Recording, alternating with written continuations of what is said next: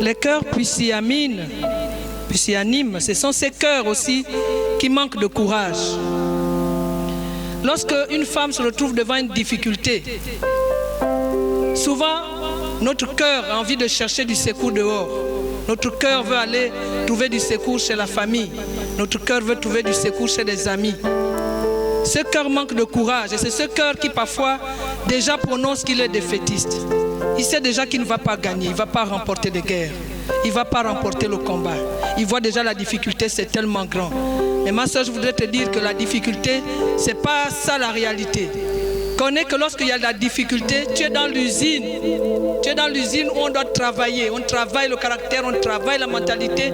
Parce que les femmes folles, les jeunes filles folles, c'était un problème de mentalité. Les jeunes filles folles avaient un problème de mentalité.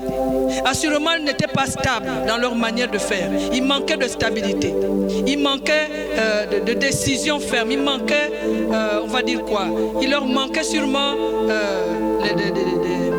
des décisions qui peuvent les amener à trouver une solution positive. Les femmes, les jeunes filles folles avaient leur manière à elles d'agir. Elles avaient leur manière à elles de faire. Du coup, c'est sûr qu'elles n'ont même pas suivi que les cinq autres ont pris des vases d'huile. Elles n'ont pas suivi. Elles étaient sûrement dispersées. Et c'est comme ça la folie. Celui qui est fou fait comme il comprend. Le cœur pusillanime découragé veut faire comme il comprend. Mais toi, femme, qui es femme, tu es servante du Seigneur, tu es femme du Seigneur, tu es femme de Dieu, que la Bible qualifie même de poutre sculptée, qui peut soutenir les choses les plus compliquées. Tu es cette femme-là. Tu n'as pas le droit de te décourager lorsque tu es devant une situation. Tu dois trouver une solution. Si je dois te poser une question, je te dirais, si ton enfant se noie, qu'est-ce que tu dois faire? Si tout de suite tu te retrouves dans une situation difficile, est-ce que tu vas fuir? Est-ce que tu vas te décourager? Tu vas forcément te lever. Tu vas forcément trouver une solution. C'est ce cœur pusillanime qui pense qu'il ne peut pas faire quelque chose. Femme, tu as la capacité de faire. Femme, tu as la capacité de te lever et d'agir. Parce que cette affaire du royaume te concerne. Si tu rentres sans avoir une âme à la main, tu auras perdu. Tu auras travaillé en vain. Si tu ne peux pas travailler en allant parler de Jésus à quelqu'un, tu peux travailler avec l'intercession. Tu peux travailler dans l'encadrement des jeunes. Tu peux travailler dans l'encadrement des enfants. Tu peux travailler. Ne dis pas je ne peux pas ou je n'ai pas de responsabilité. Femme, tu es un trésor. Et le trésor a une valeur. Tu as de la valeur, mais une grande valeur. Le trésor, c'est que tout le monde n'achète pas, femme. Le trésor, c'est que tout le monde ne peut pas entrer en possession. Est-ce que tu vois qui tu es, femme? Tu ne peux pas, tu n'es pas n'importe qui. On ne te porte pas comme on veut, parce que tu es un trésor. Lorsque la parabole dit qu'il est venu acheter un champ et il a caché ses trésors, parce que c'est un trésor. On ne le transporte pas comme on veut. On ne fait pas de ça ce qu'on veut. Et le trésor que Jésus est venu chercher, c'est l'église qui est typifiée à la femme, qui est l'épouse. Donc tu as la même valeur que l'église, femme. Tu as la même valeur. Le côté de Jésus a été percé pour que l'église naisse. Mais le côté de l'homme a été aussi percé. On a pris la côte pour que tu sortes. Donc tu vois, tu es similaire à l'église. Donc tu n'as pas à penser que tu n'as pas de valeur. Tu as une grande valeur. La valeur de la femme, le sang de Jésus parle. La valeur de la femme, la croix de Golgotha peut témoigner de ce que Dieu a fait pour la femme. Femme, lève-toi et agis.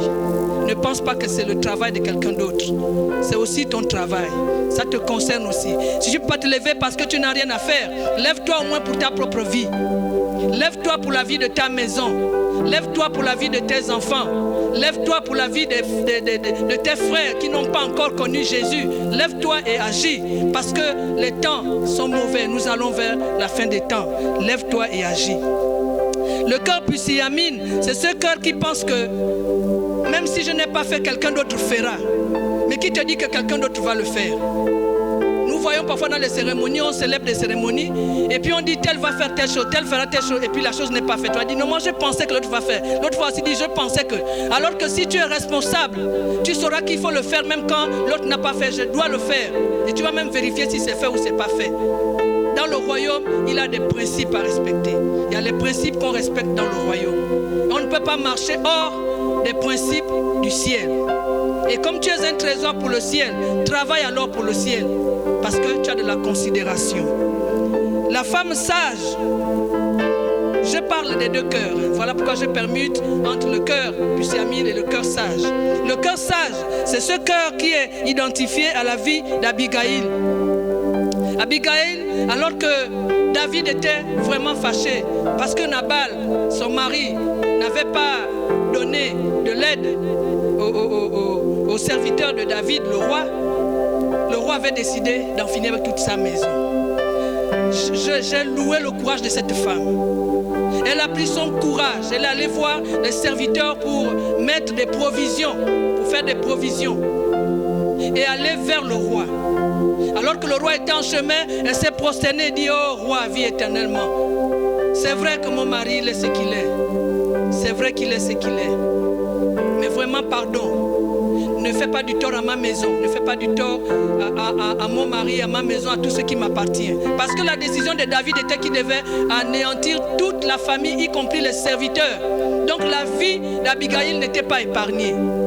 Mais c'est elle qui était laide alors que Nabal faisait sa fête. Il ne savait même pas ce qui se passait.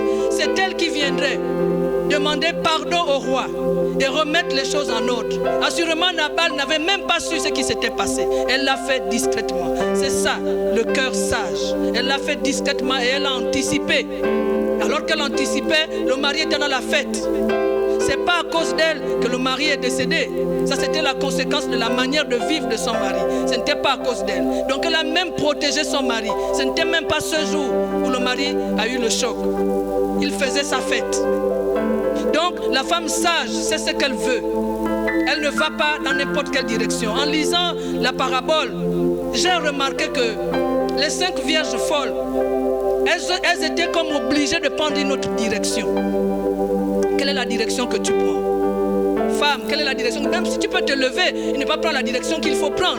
Quelle est la direction que tu prends, femme? Quelle est la direction que tu prends? Les jeunes filles vierges, folles, ont pris une autre direction parce qu'il fallait aller chercher de l'huile. Elles savaient que le temps qu'elles se sont assoupies, les lampes, la flamme des lampes avait baissé. C'était difficile pour elles d'arriver vers l'époux. Mais dis-moi, quelle est la direction que toi tu empruntes?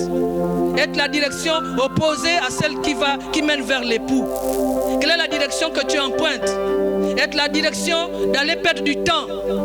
C'est quoi la direction que tu empruntes? Est-ce là où l'on commet? Est-ce là où l'on fait des coups bas? C'est là-bas où toi tu te mets. Mais femme, tu as de la valeur, tu ne peux pas détruire ta valeur en allant faire le travail qui n'est même pas honorable. Lève-toi et agis pour la bonne cause. Parce qu'on peut se lever pour agir pour une mauvaise cause. Lève-toi plutôt, agis pour la bonne cause, la cause du royaume. Abigaïl n'a pas seulement défendu sa maison, mais Abigaïl a aussi défendu les causes du royaume, les causes de David. Parce que David pouvait se retrouver souillé avec le sang humain parce qu'il aurait tué tout un peuple, toute une famille. Mais elle a aussi négocié. Oh roi, ne va pas jusqu'à te salir, ne va pas jusqu'à te souiller en allant verser du sang. Parce qu'il peut arriver que tu ne sois pas en face devant Dieu si tu ôtes les vies. Moi je vais t'épargner ça. Abigaïl allait épargner le roi de commettre les crimes. Qui est capable, cette femme-là, qui se lève pour aller épargner un meurtre? Qui est cette femme qui peut se lever pour dire: Satan, tu n'auras plus de viande ici dans notre camp? Qui est cette femme qui se lève pour dire: je dois ramener les choses à l'ordre? Qui est cette femme? Vous savez, femme, c'est lorsqu'on traverse la difficulté qu'on découvre ton caractère. On sait si tu es une victorieuse, si tu es une conquérante, ou encore on doute de ta foi. Dans l'épreuve, Dieu révèle notre caractère. Dans l'épreuve, si tu étais celle-là qui conseillait aux autres: non, ça ne se fait pas, non, ça ne se dit pas, comme ça on ne fait pas, les autres vont maintenant se mettre à te regarder. Qu'est-ce qu'elle va faire? Maintenant qu'elle est dans cette épreuve, qu'est-ce qu'elle fera? J'ai envie de voir comment elle va agir. Parce que lorsque c'était nous, elle venait nous dire: ça on ne fait pas, ceci on ne dit pas, comme ça on n'y va pas. Maintenant on va voir comment on va agir. Vous savez, femme, c'est à ce moment-là où maintenant on va douter de ta foi. Oh, hier elle parlait parce qu'il y avait de la joie, maintenant elle pleure. Et là même dans le lot, il y a sûrement même tes ennemis qui vont se réjouir parce que tu es maintenant en train de pleurer. La difficulté révèle le caractère. Et j'ai aimé quelque chose que mon père spirituel que je célèbre la vie aujourd'hui, pasteur Ntivini Ghana, avait un jour dit que le palmier, c'est un arbre qui m'enseigne chaque fois, c'est un arbre que Dieu utilise pour m'instruire. Il avait dit, vous voyez le palmier, son rameau reste toujours debout. Pourtant les tempêtes battent ce rameau. Pourtant le soleil tape sur ce rameau. Mais c'est ce rameau qui reste debout. Dans la tempête, tu ne verras pas le rameau se casser. Il ne se casse pas. Le rameau d'un palmier ne se casse pas. Nous sommes des palmiers. On ne se renverse pas au vent de la tempête. On ne se renverse pas parce qu'il y a eu telle ou telle autre situation. On tient ferme. Et femme, est-ce que tu sais que tu es semblable à ces palmiers? Le palmier, la hauteur du palmier hors de la terre, a la racine principale de ce palmier a la même dimension sous terre. Ce qui rend ce palmier fort. Je n'ai jamais vu, même ceux qui battent les palmiers pour faire le vin de palme, je n'ai jamais vu des gens renverser un palmier. Souvent, ils l'abattent à la racine. Ils ne peuvent pas déraciner un palmier. Le palmier, on ne peut pas le déraciner. Et c'est ça que Dieu attend de nous. Des femmes qui ne reculent pas devant l'épreuve. Des femmes qui ne pleurnichent pas, mais qui savent qu'elles ont un père. Un père, celui qu'on peut appeler père. Parce que lorsqu'on appelle Dieu, ce n'est plus père. Mais celui qui est notre père, il se sent responsable de venir à ton secours parce qu'il est le père. Aucun parent n'a jamais laissé mourir son enfant.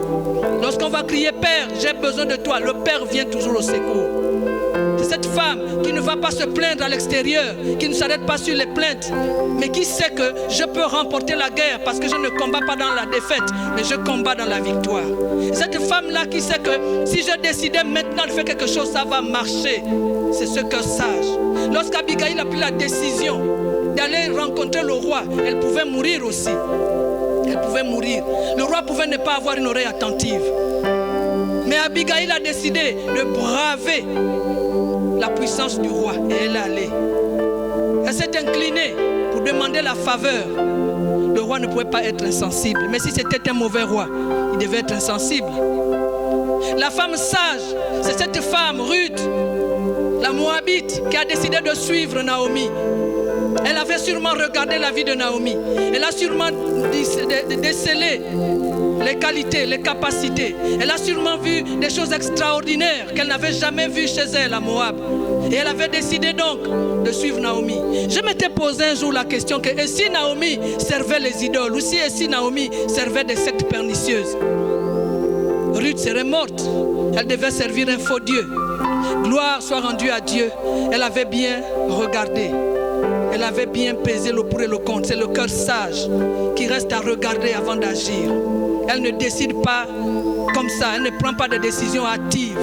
Le cœur sage réfléchit. Et moi j'ai quelqu'un qui est passé dans ma vie qui m'avait dit un jour que le cœur des femmes est comme une personne assise sur une chaise. On dépose seulement les choses sur ses genoux lorsqu'elle est assise. Et dès qu'elle se lève, tout tombe. C'est comme ça est la femme. Les décisions de la femme.